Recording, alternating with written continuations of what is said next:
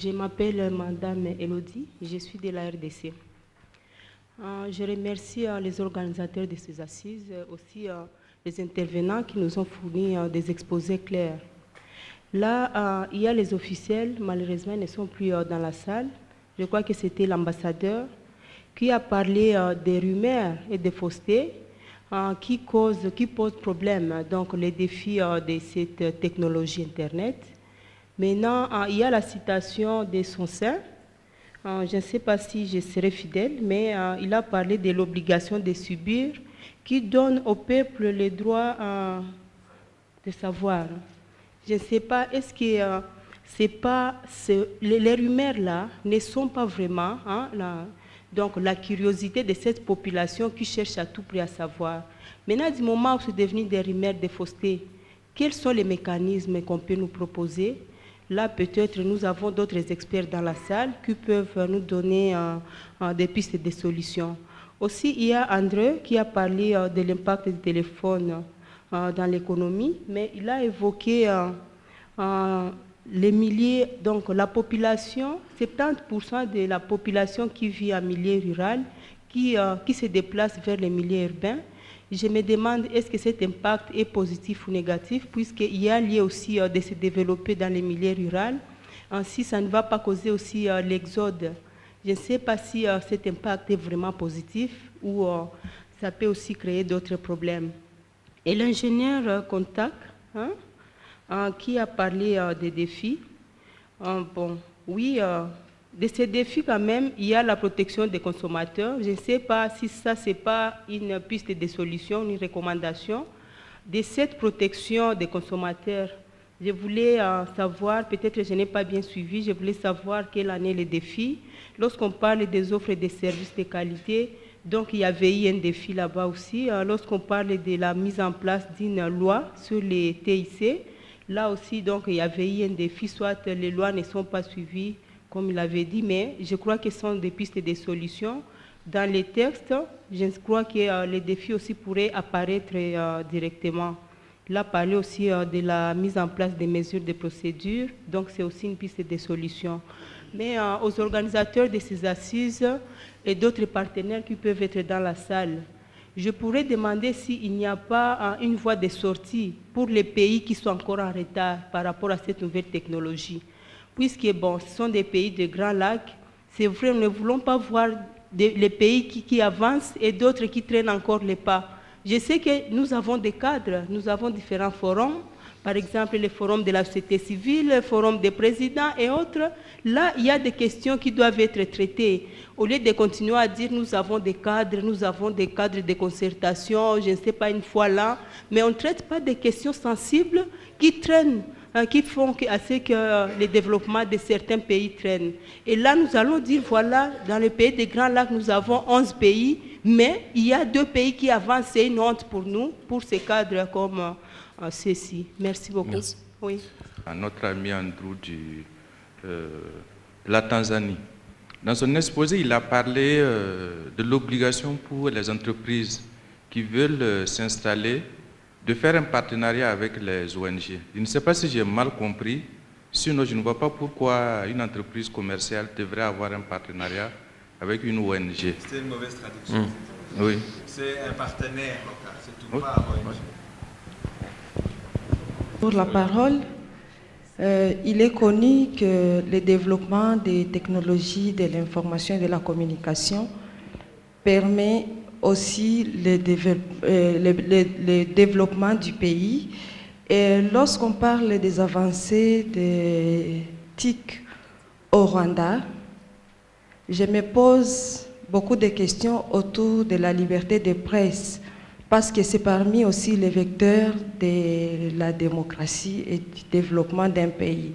Alors je voudrais savoir, Monsieur Albert, comment expliquer le paradoxe entre la liberté de presse au Rwanda et l'évolution des technologies de l'information et de la communication. Comment se fait-il qu'aujourd'hui, on se fait voler un téléphone chaque jour? Un téléphone 3G qui coûte 400, 500, 600 $. Et lorsqu'on demande comment on peut récupérer ce téléphone. Vous allez à la RCT, vous allez à la société qui a offert son handset. Ils ne parviennent pas à te dire comment récupérer son téléphone. La RCT te dira il faut négocier avec le fournisseur ou la société. Je ne sais pas si Albert peut nous en dire quelque chose. Il paraît qu'au Rwanda, lorsqu'on te vole un téléphone, il y a moyen de le retrouver. Il suffit de donner le serial number et le téléphone est récupéré. Moi, je trouve que c'est une injustice à l'endroit des consommateurs que lorsqu'on vole un téléphone, et ça se vole chaque jour au Burundi, maintenant, il y a les gens qui ont même dit qu'ils ne vont plus acheter les téléphones qui coûtent cher. Ils préfèrent acheter un téléphone de 10, 15, 20 000, parce que celui-là, même si on le vole, il n'y a pas de problème, on ne perd pas beaucoup. Voilà, c'est pas ce que tente de faire ARCT, justement pour que le consommateur soit protégé à son niveau. Merci beaucoup. Protection des consommateurs, qui est revenu 2 fois. La deuxième question, c'était sur la communication. Et les médias. Et puis il y a M. Mohozi qui a demandé si je peux donner des précisions sur le nombre de postes télévisés qui existent au pays. Bon, pour répondre à Patrick et à Madame, quand je parle des défis sur les consommateurs jouent un rôle important dans le développement des TIC. Quand je parle de la protection des consommateurs, il y a tout d'abord la loi. Il y a l'élaboration, ce que je vais parler du contrat. Ça vient. Il faut que, moi je me dis que je suis consommateur, je dois être agressif. Je propose un contrat négocié entre moi et l'opérateur. Je demande mes droits entre le consommateur et ARCT. Pour être très simple, le consommateur, qu'est-ce qu'il a? Il a besoin. Tous ces services TIC, ils ont un niveau de qualité, je dis bien un niveau technique. Il y a des paramètres de qualité de service bien spécifiques. Il y a aussi un niveau commercial. Aussi, la participation, c'est aussi ce que je viens d'évoquer, c'est dans l'élaboration des lois.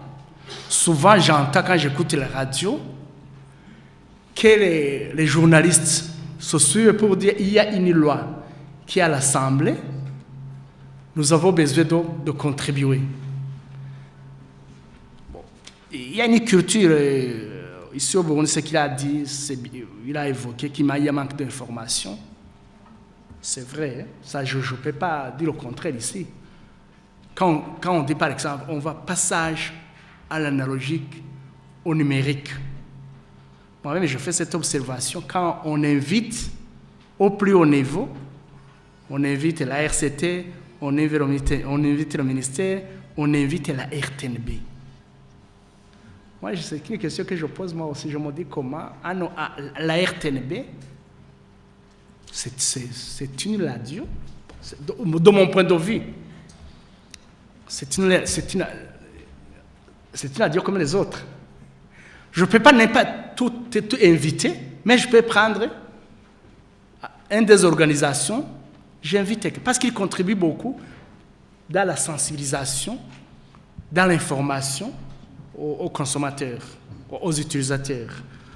Bon, pour répondre à la question de Mozi qui m'a demandé combien de téléviseurs existent, on n'a pas encore fait cette enquête, mais maintenant, si je devais faire cette enquête, aujourd'hui c'est inopportun.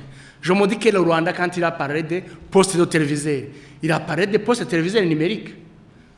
Actuellement, c'est inutile d'aller demander quels sont les postes de radio. Plutôt, je passerai à la sensibilisation que désormais, quand vous achetez, quels sont les postes qui vont s'adapter au passage au numérique. Mais pour dire que je n'ai pas cette information, je n'ai pas encore demandé ça. Bon, et puis il a demandé, Patrick, il a parlé de la consommation des producteurs pour le vol des terminaux.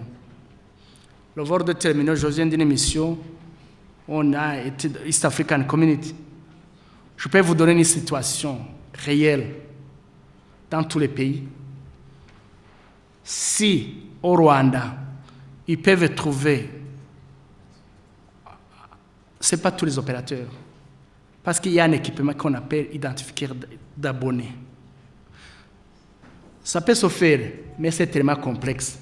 Je vous dis qu'à part la Tanzanie, qui a pu enregistrer les abonnés à 87% des dernières informations, nous aussi, la phase qu'on est en train de faire, on estime qu'on est en train d'enregistrer les abonnés jusqu'à 50%, d'après les informations, que ça c'est une étape. Mais on fait quelque chose, mais je vous dis, c'est tellement complexe. Parce qu'il faut qu'il y ait les opérateurs échangent de données, tout d'abord, de données centralisées, et puis il faut qu'ils investissent dans ces équipements.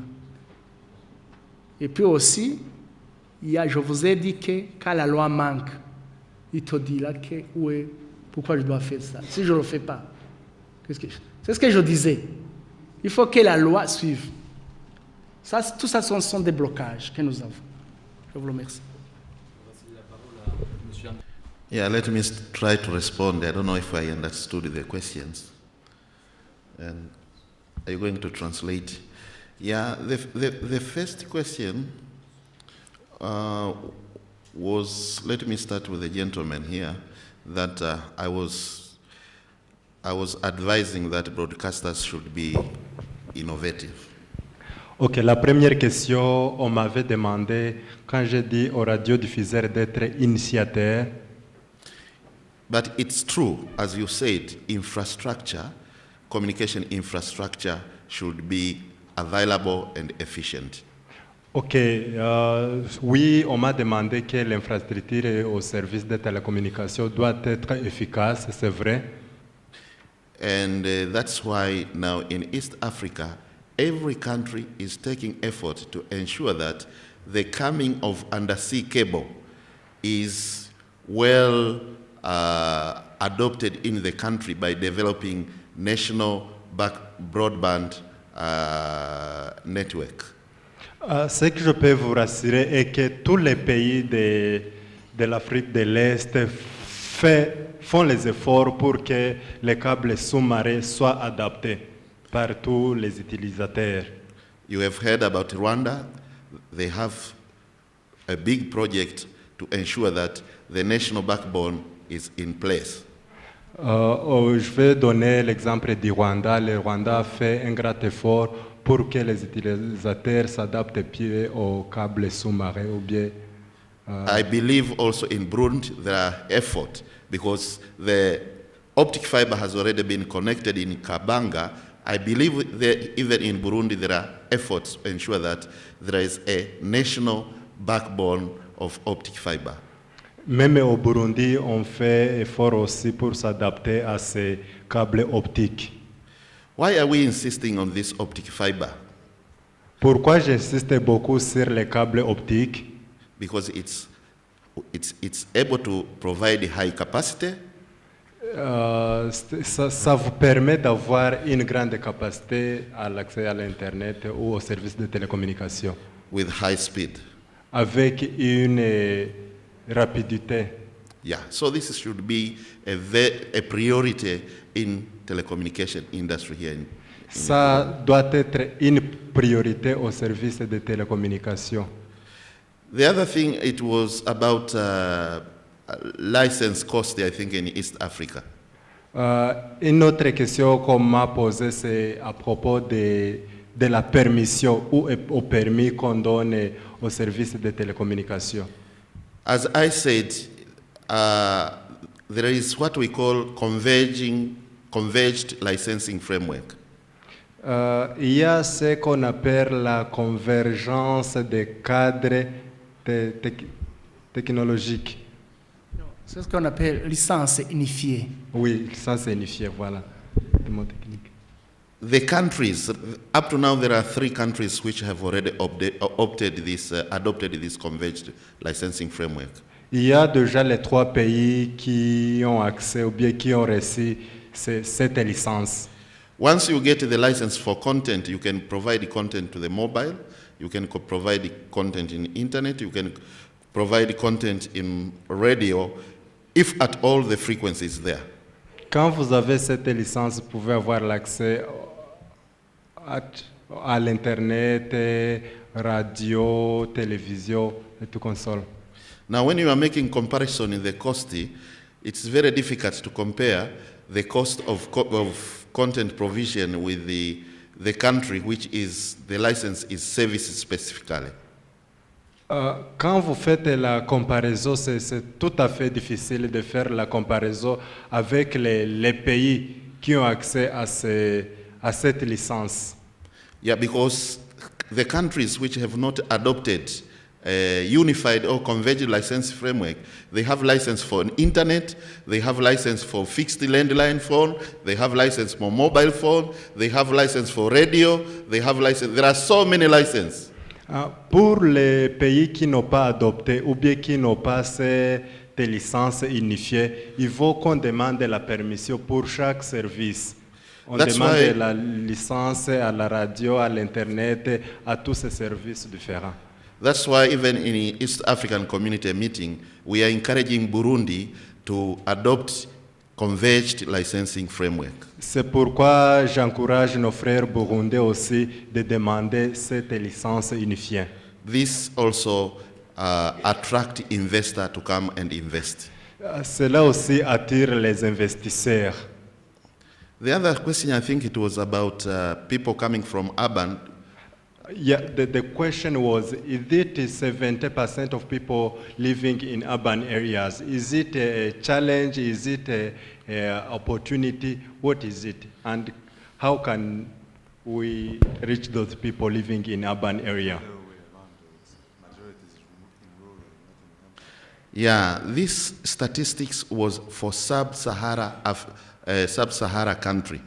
La statistique, c'est pour les pays subsahariens. This is the fact. This is how African people live. Most of us, we are living in rural areas. C'est vrai que la majorité de la population du pays subsahariens vivent en milieu rural. Now it's upon the government to have appropriate policies and to have effective regulator who will assure that these people living in rural areas get telecommunication services. Il faut le gouvernement, il faut qu'il y ait la politique, il faut que le gouvernement fasse un grand effort pour que cette population qui vit en milieu rural aussi ait accès aux services de télécommunication. You will find sometimes our countries, they have good policies. Quelquefois, il y a une bonne politique dans nos pays. But when you come to regulator, we don't have stable regulators. We don't have what? We always change regulators. You mean today, in our regulatory authorities, there are a lot of changes. Oui. Yeah, of staff, of whatever, and now the regulator is not stable. Quelquefois, on fait des régulations, des lois dans différentes choses, mais on ne touche pas sur les affaires de télécommunications. So whenever come new regulators, start again to study the situation, study again to understand the industry. So kind of changes of regulator every time, it makes the sector to go slowly. Le fait de changer chaque fois la politique et les lois, ça ne veut pas avancer la politique de la télécommunication. Thank you very much. Albert, répondre à deux questions. L'une sur le paradoxe liberté et évolution des technologies, et la deuxième sur la sécurité et l'insécurité que peut provoquer aussi une bonne connexion Internet. Oui.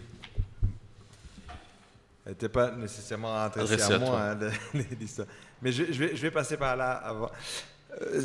C'est bizarre qu'à un moment où justement cette technologie nous permet de s'ouvrir, d'être en contact avec le monde entier, quelqu'un saute sur l'histoire de la sécurité. Bon, je veux dire que le gouvernement s'occupe de sa propre sécurité, là je comprendrais, mais ce que je trouve intéressant à la question, plutôt c'est pour les individus, effectivement, je veux dire tout ce qu'on voit à travers le monde avec l'abus sur les enfants, sur les mineurs, etc., le trafic de ceci, le trafic de cela, vol de documents, etc. Je crois qu'effectivement, ce sont des questions que les régulateurs peuvent mettre en place et c'est quelque chose qu'il faut effectivement adresser. Ça veut dire qu'il faut mettre un cadre en place où, pas comme Andrew le dit, on doit dépendre des personnes qui sont dans les services de régulation. Ça veut dire qu'une fois que la personne change, la régulation change. Et on doit construire des institutions et pas des bureaux personnels d'individus et avoir une politique qui soit claire. Et là-dessus, je sais que c'est un casse-tête et c'est quelque chose qui va changer tout le temps. Parce que je veux dire, la Chine donne des mots de tête au reste du monde quand il s'agit de faire des histoires comme ça, de réguler. Donc, ce n'est pas quelque chose qui est gagné d'avance, mais c'est intéressant de s'en préoccuper, au moins pour les libertés individuelles et la sécurité individuelle. Pour revenir au cas du Rwanda, comme dirait PPDA dans Les Guignols, vous regardez trop la télévision, hein, mais je veux dire, c'est la même chose que ce que je voulais dire tout à l'heure, enfin, quelqu'un d'autre a dit, les rumeurs.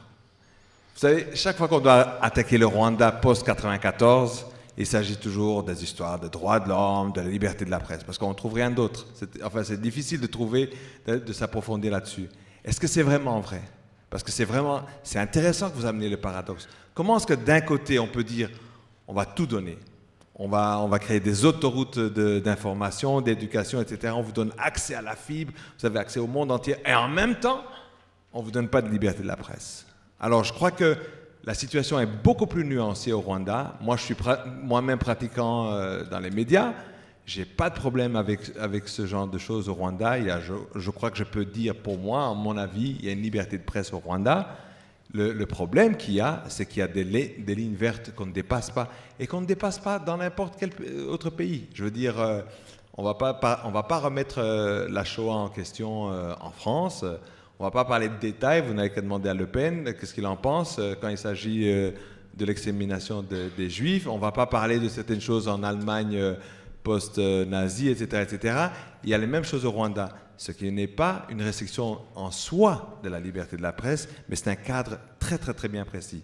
Mais je ne crois pas qu'il y a ce genre de contradiction, et je crois qu'au Rwanda, justement, tout ça va amener à une autre maturité aussi du public, qui permettra aussi une évolution de cette réglementation là-dedans. Parce que ça aussi, souvent quand on vient me parler, c'est toujours les mêmes, hein, c'est the usual suspects comme on dit, les reporters sans frontières, toutes ces histoires-là. Maintenant, concrètement, qu'est-ce qu'il y a au Rwanda? Il y a combien de gens en prison à cause des délits de presse? Il y a combien de gens qui ont été tués, etc., etc. C'est très minime comparé à beaucoup d'autres endroits. Ceci dit, même s'il y en avait un, ce serait un de trop. Mais si c'est quelqu'un qui est lié avec ces agissements pendant le génocide de 1994 contre les Tutsis, je ne vais pas le mettre dans le même paquet que quelqu'un d'autre qui a écrit un article pour lequel il serait en prison.